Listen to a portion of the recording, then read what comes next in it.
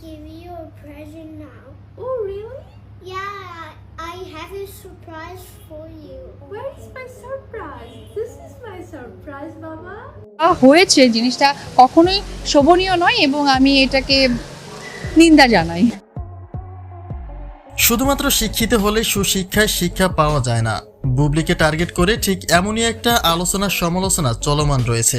মন্তব্য রয়েছে, সন্তানের যত্নের দিকে হয়তো তিনি সব দিকেরই খেয়াল রাখেন, কিন্তু সামাজিকতার দৃষ্টিকোণ থেকে ছেলেকে মোটে সুশিক্ষা দেন না বুবলি। আর এখানে যেন টানা হচ্ছে সাকিবের প্রসঙ্গটিও, অর্থাৎ বুবলির প্রতি সাকিবের বিরক্ত হবার সেই তালিকায় হয়তোবা বুবলির এই দিকটিও যুক্ত রয়েছে।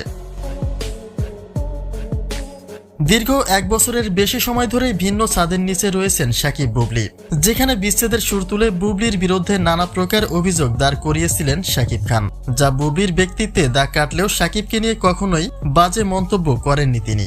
কিন্তু একে একে বুবলির চোখে সাকিব এতটাই নিকৃষ্ট রূপে রূপান্তরিত হয়েছিল যে সাকিব ফিরে যেতে চাইলেও অস্বীকার করতেন বুবলি। বুবলির ভাষ্যমতে যেই মানুষটা তার ব্যক্তিত্ব নিয়ে বাজে মন্তব্য করেছে তাকে আর তিনি জীবনসঙ্গী হিসেবে চান না।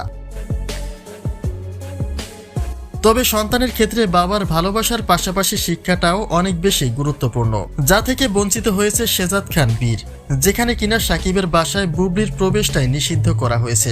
সেখানে বীরের সাথে সাকিবের দেখা করাটা সম্পূর্ণই আশাহীন। এরই মধ্যে শেজাদ খান বীরকে নিয়ে কেক কেটে জন্মদিন পালন করেছেন শবনম বুবলি, যেখানে তারা ঘরোয়াভাবে কেক কাটলেও তাদের মাসেলের আচরণ অনেকের চোখেই বিরক্তিকর, কেননা নিজের ভাষা রেখে ইংলিশে তারা ম্যাক্সিমাম সময় কথোপকথন করেন, যা কিনা সামাজিকতার দৃষ্টিকোণ থেকে একেবারেই বেমানান।